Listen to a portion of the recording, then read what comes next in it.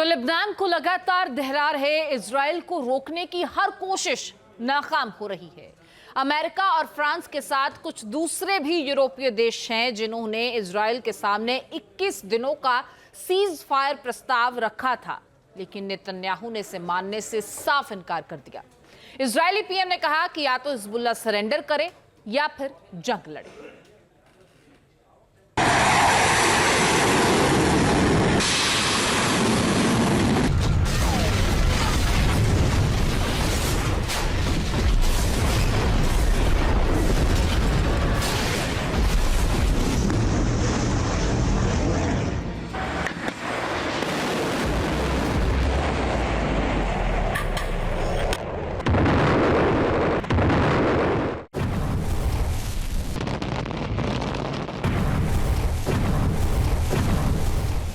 Israeli प्रधानमंत्री Benjamin Netanyahu full action में हैं। गाजा के बाद अब उन्होंने लेबनान में जंग का दूसरा मोर्चा खोल दिया है। गाजा में हमास की अकल ठिकाने लगाने के बाद अब उन्होंने हिजबुल्लाह का इलाज शुरू कर दिया है। नतीजा, लेबनान धधक रहा है, सुलग रहा है।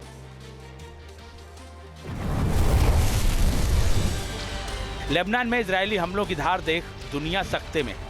हर किसी को डर सताने लगा है कि कहीं इजराइल लेबनान को दूसरा गाजा न बना दे। लिहाजा नेतन्याहू को रोकने की पुरजोर कोशिशें हो रही हैं। अमेरिका और कुछ यूरोपीय देशों ने इस दिशा में एक बड़ी पहल की। उन्होंने लेबनान में हिजबुल्लाह के खिलाफ 21 दिनों के युद्ध विराम का प्रस्ताव दिया। अमेरिकी राष्ट्रपति जो बाइडेन, फ्रांसीसी राष्ट्रपति इमैनुअल मैक्रा और उनके दूसरे सहयोगियों ने एक संयुक्त बयान में कहा, लेबनान की स्थिति असहनीय हो गई है। ये किसी के भी हित में नहीं है, न इजराइल के लोगों के और न ही लेबनान के लोगों के। हम कूटनीतिक समझौते के निष्कर्ष की दिशा में कूटनीति के लिए जगह बनाने के लिए लेबनान इजराइल सीमा पर तत्काल 21 दिवसीय युद्ध विराम का आह्वान करते हैं। लेकिन खबर है कि इजरायली प्रधानमंत्री बेंजामिन नेतन्याहू ने 21 दिनों के सीज फायर के प्रस्ताव को ठुकरा दिया है। नेतन्याहू ने ठुकराया सीज फायर का प्लान।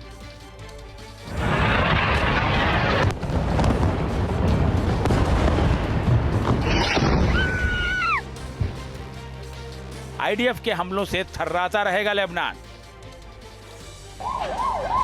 नेतन्याहू ने अमेरिका और फ्रांस के 21 दिनों के सीज फायर प्लान को मानने से साफ साफ इनकार कर दिया। नेतन्याहू का कहना है कि किसी भी हालत में इस जंग को नहीं रोका जाएगा और हिजबुल्लाह पर उनकी ओर से बमबारी होती रहेगी।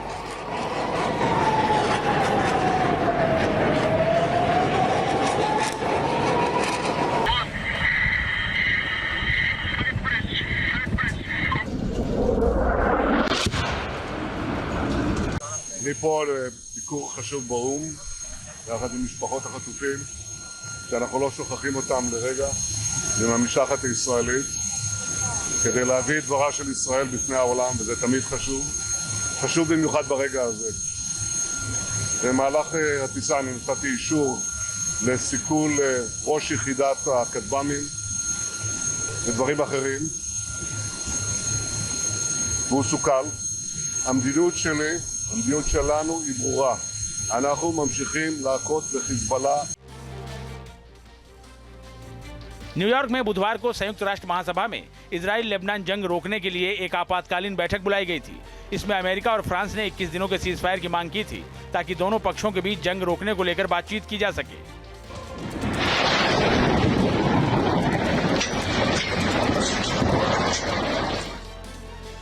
ऑस्ट्रेलिया, कनाडा, सऊदी अरब, यूएई, कतर समेत कई यूरोपीय देशों ने सीज फायर की मांग का समर्थन किया था, लेकिन इजराइल ने इस मांग को सिरे से खारिज कर दिया। नेतन्याहू ने आईडीएफ के कमांडर्स को यह आदेश दे दिया है कि वह करीबन 3 डिवीजन आईडीएफ को तैनात कर दे उत्तर में ब्लू लाइन के पास। हो सकता है कि अगले 3-4 दिन के अंदर ही यह 3 डिवीजन की जो फोर्स है, यानी करीबन 30,000 आईडीएफ की जो फोर्स है, ये टैंक तो बख्तरबंद गाड़ियों के साथ उत्तर की तरफ, या तो बेरूत की तरफ या बेका वैली की तरफ कूच कर दे। इजराइल और हिजबुल्लाह पहली बार आमने सामने नहीं है। इससे पहले भी दोनों एक दूसरे से भिड़ चुके हैं। हर बार जंग का मैदान होता है, मिसाइलें दागी जाती हैं, लेकिन युद्ध रुक जाता है। लेकिन इस बार का सीन कुछ अलग लग रहा है। लग रहा है कि इस बार इजराइल के प्रधानमंत्री बेंजामिन नेतन्याहू ने हिजबुल्लाह को खत्म करने की ठान ली है और अब ये जंग लंबी चलने वाली है।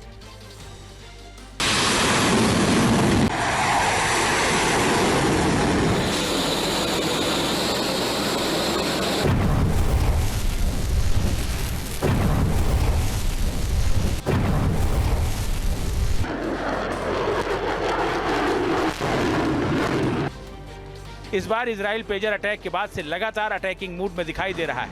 बीते 7 दिनों से वो लेबनान पर एयर स्ट्राइक कर रहा है। रिपोर्ट्स के अनुसार इजराइल ने संकल्प ले लिया है कि जब तक वो हमास और हिजबुल्लाह को पूरी तरह से मिटा नहीं देगा तब तक युद्ध नहीं रोकेगा। नेतन्याहू किसी भी तरह का समझौता करने के मूड में नहीं नजर आ रहे। अल्लाहु अकबर, अल्लाहु अकबर, अल्लाहु अकबर।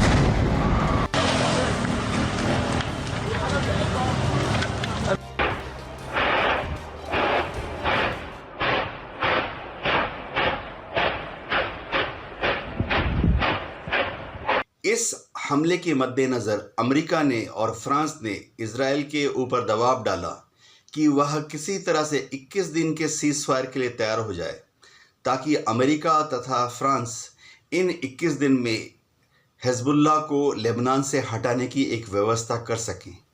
लेकिन नेतन्याहू ने इस 21 दिन के सीज फायर के प्रस्ताव को ठुकरा दिया है।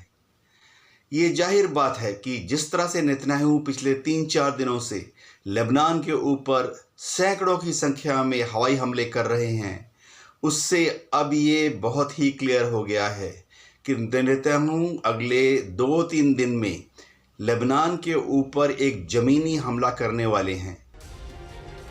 नेतन्याहू ने साफ कह दिया है कि हिजबुल्लाह या तो सरेंडर करे या फिर जंग लड़े। नेतन्याहू ने अपनी सेना को हिजबुल्लाह पर पूरी ताकत से हमले का आदेश दे दिया है, जिससे माना जा रहा है कि लेबनान में गाजा जैसी स्थिति बनने से अब कोई नहीं रोक सकता। यानी एक और मोर्चे पर तबाही और बर्बादी की कहानी लिखी जाने वाली है।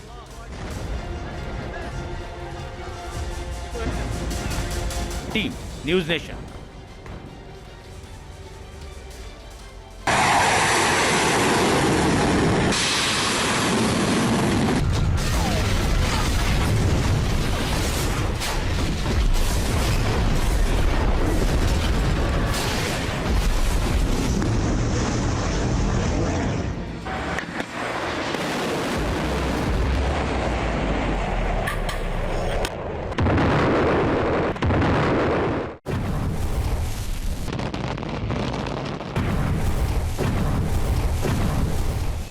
इजरायली प्रधानमंत्री बेंजामिन नेतन्याहू फुल एक्शन में हैं। गाजा के बाद अब उन्होंने लेबनान में जंग का दूसरा मोर्चा खोल दिया है। गाजा में हमास की अकल ठिकाने लगाने के बाद अब उन्होंने हिजबुल्लाह का इलाज शुरू कर दिया है। नतीजा, लेबनान धधक रहा है, सुलग रहा है।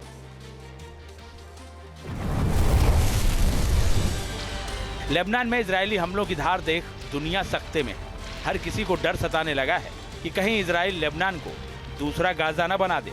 लिहाजा नेतन्याहू को रोकने की पुरजोर कोशिशें हो रही हैं। अमेरिका और कुछ यूरोपीय देशों ने इस दिशा में एक बड़ी पहल की।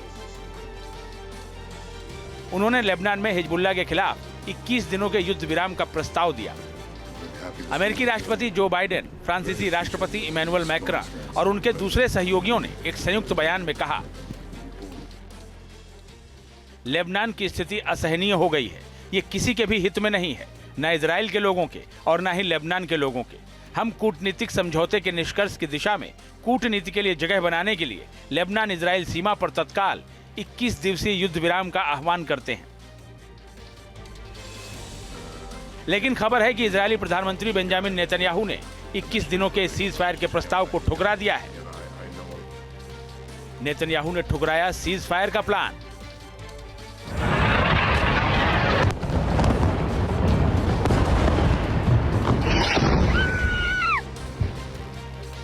आईडीएफ के हमलों से थर्राता रहेगा लेबनान। नेतन्याहू ने अमेरिका और फ्रांस के 21 दिनों के सीज फायर प्लान को मानने से साफ साफ इनकार कर दिया। नेतन्याहू का कहना है कि किसी भी हालत में इस जंग को नहीं रोका जाएगा और हिजबुल्लाह पर उनकी ओर से बमबारी होती रहेगी।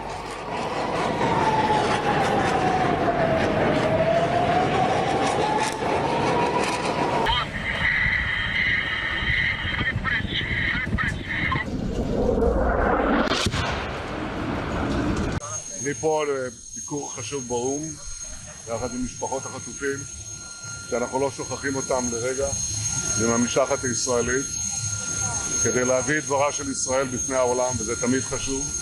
חשוב במיוחד ברגע הזה. במהלך הטיסה אני נתתי אישור לסיכול ראש יחידת הכטב"מים ודברים אחרים, והוא סוכל. המדיניות שלי, המדיניות שלנו היא ברורה. אנחנו ממשיכים להכות בחיזבאללה.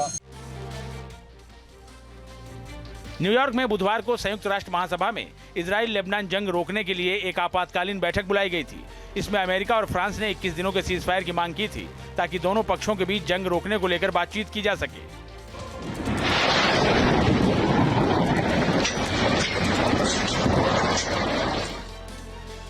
ऑस्ट्रेलिया, कनाडा, सऊदी अरब, यूएई, कतर समेत कई यूरोपीय देशों ने सीजफायर की मांग का समर्थन किया था, लेकिन इजराइल ने इस मांग को सिरे से खारिज कर दिया। नेतन्याहू ने आईडीएफ के कमांडर्स को ये आदेश दे दिया है कि वह करीबन 3 डिवीजन आईडीएफ को तैनात कर दे उत्तर में ब्लू लाइन के पास। हो सकता है कि अगले 3-4 दिन के अंदर ही यह 3 डिवीजन की जो फोर्स है, यानी करीबन 30,000 आईडीएफ की जो फोर्स है, ये टैंक तो बख्तर बंद गाड़ियों के साथ उत्तर की तरफ, या तो बेरूत की तरफ या बेका वैली की तरफ कूच कर दे। इजराइल और हिजबुल्लाह पहली बार आमने सामने नहीं है। इससे पहले भी दोनों एक दूसरे से भिड़ चुके हैं। हर बार जंग का मैदान होता है, मिसाइलें दागी जाती हैं, लेकिन युद्ध रुक जाता है। लेकिन इस बार का सीन कुछ अलग लग रहा है। लग रहा है कि इस बार इजराइल के प्रधानमंत्री बेंजामिन नेतन्याहू ने हिजबुल्लाह को खत्म करने की ठान ली है और अब ये जंग लंबी चलने वाली है।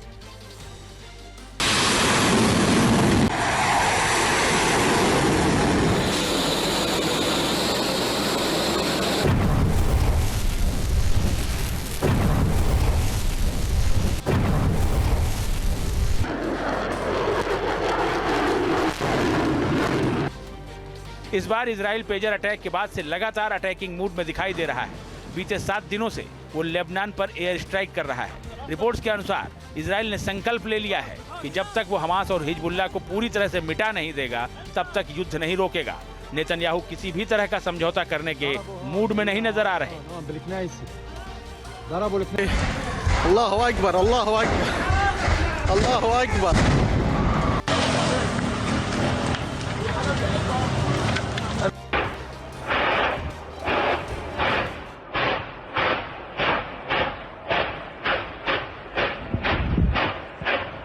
इस हमले के मद्देनजर अमेरिका ने और फ्रांस ने इजराइल के ऊपर दबाव डाला कि वह किसी तरह से 21 दिन के सीज फायर के लिए तैयार हो जाए, ताकि अमेरिका तथा फ्रांस इन 21 दिन में हिजबुल्लाह को लेबनान से हटाने की एक व्यवस्था कर सकें।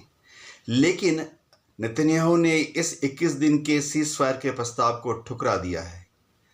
ये जाहिर बात है कि जिस तरह से नेतन्याहू पिछले 3-4 दिनों से लेबनान के ऊपर सैकड़ों की संख्या में हवाई हमले कर रहे हैं, उससे अब ये बहुत ही क्लियर हो गया है कि नेतन्याहू अगले 2-3 दिन में लेबनान के ऊपर एक ज़मीनी हमला करने वाले हैं।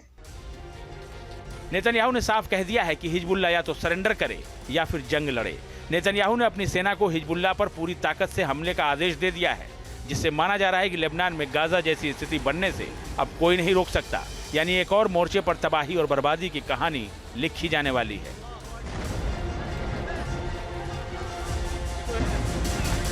Team news nation. News nation अब व्हाट्सएप पर। खबरों के ताजा अपडेट के लिए न्यूज़ नेशन के इस QR कोड को स्कैन करें।